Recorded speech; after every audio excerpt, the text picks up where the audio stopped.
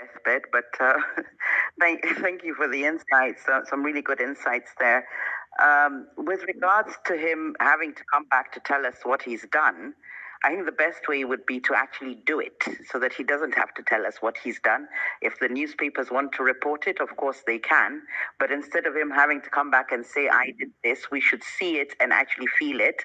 I did notice online just now when I was scrolling through that Sudi has promised that he will never give donations to a church again, which was one of the things that he said in the interview that he would abolish. So we're seeing some action, but of course the directives have to be put into place. And it's the action, I think, that people want to see. They don't want the promises anymore. Those are campaign-esque. And of course, there's issues with trust, to put it mildly, when it comes to the president. I think he was actually asked, whether he knows that people think he lies a lot.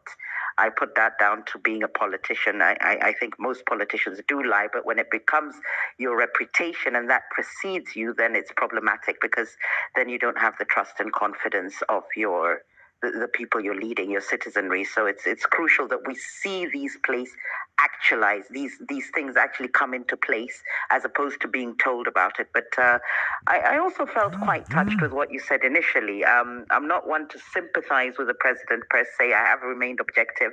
But when you said, he did put himself out in the firing line globally, when all eyes are on Kenya, all eyes in the country are on him, and he put himself out. And I think it comes somewhat close to answering the question of accountability.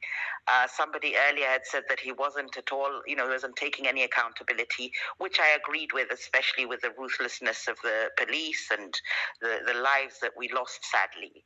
But there is a point that you've raised in putting yourself out there to answer all questions. There is a level of accountability, although not as direct as we would have expected. There's an indirect assumption of culpability in some of the things that have happened. Maybe I'm reading too much into it, but I did like that comment that you made. So thank you for those insights.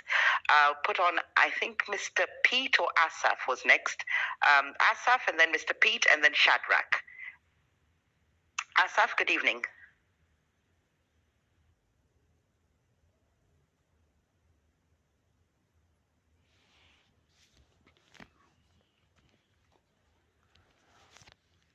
Is he there? Okay, perhaps it's me. Am I still audible? Can you hear me? Just give a wave. Yes, you're audible. Asaf's speaker is still muted. Okay, let's go to Mr. Pete and then Shadrach.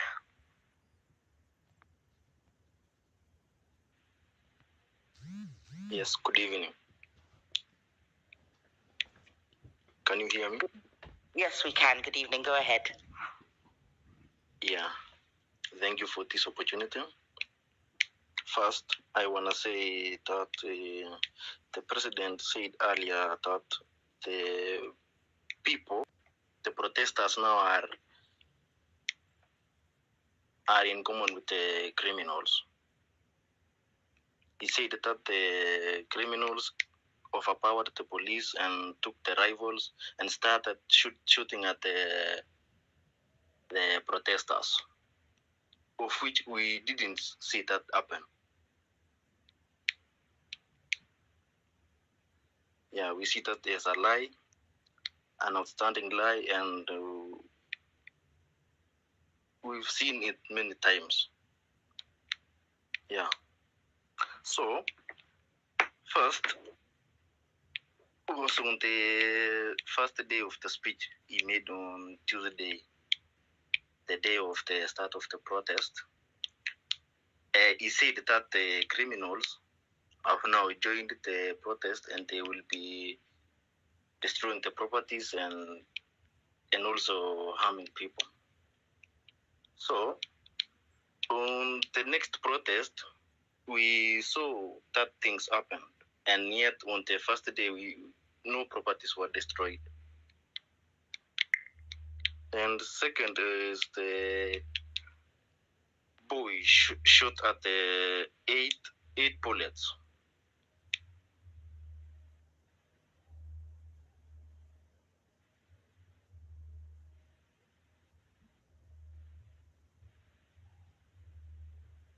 Are you still there?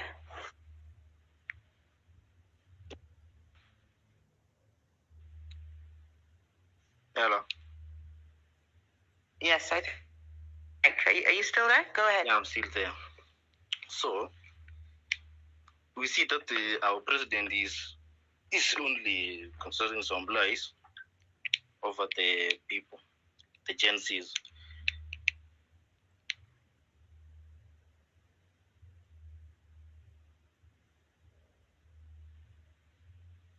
Okay, so if I get what you're saying correctly, is on the first March, the marches were peaceful, and on the second March, there was an element of criminals in it, and that's when the gunshots went off? Or just elaborate a little bit more what you're saying so I can understand. Oh, can you hear me? We can? Yes, go ahead. Just to explain a little bit. So the first day, the protests were peaceful, correct? Yeah. Okay. On the second day,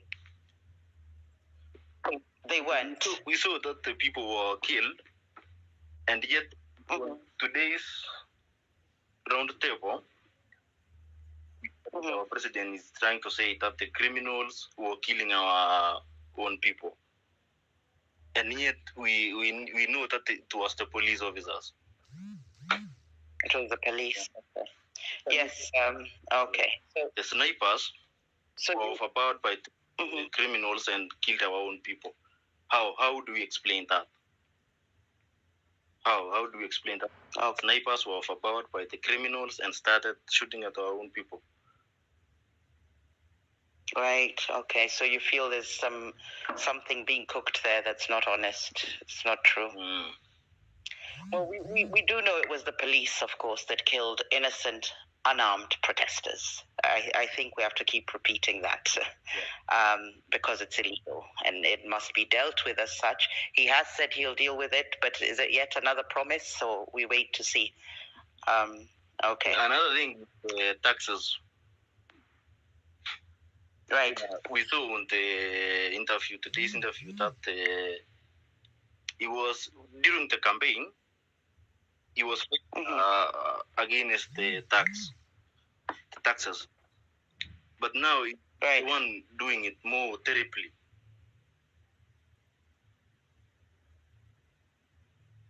And when he was during the he said that he agrees with the taxes, yeah. I mean, I think that's the nature of the beast with politics. The campaign promises are very different from actual governance. And that's one of the criticisms I've had with the government is, the transitioning from campaigning into governance. And I suppose there were a lot of promises that he made that he couldn't keep. The impression I get with the taxes having to be raised, that he would let it go this far, is that he absolutely has no choice. One thing he did say that scared me is 8 countries had defaulted in Africa, and we hadn't. Now, when you default, I was listening to Welie the other day, although I'm still to understand it properly. You go into a crisis, and that in itself would have led to a revolution. So for me, I think the taxes weren't a choice. I cannot believe that he would get himself that unpopular. I think he was, pushed into it. He was with debt management, he had to find the money. And he keeps saying it, we have to find the money. My policies or my ideas would have been different, manufacturing and so on. But of course, he's in government. So yes, you're right. There is some differences between what he promised during the campaigns and what he's actually having to do. And I don't want to say that's not unusual, but that is quite characteristic of politicians. There'll be a lot of promises, and maybe it's time we opened our eyes so that we realize when these politicians or these leaders are campaigning, what they're saying might not be true. Because we fall for it hook, line, and sinker and get into a euphoria, and everybody gets excited. Perhaps we need to start, questioning the veracity of their statements during campaigns, and maybe something media steps into, as the fourth estate, and finding out if he says he's not going to raise taxes, is he actually able to run an economy with the debts we have without raising taxes, or is that a lie? So perhaps a learning moment for the electorate as well.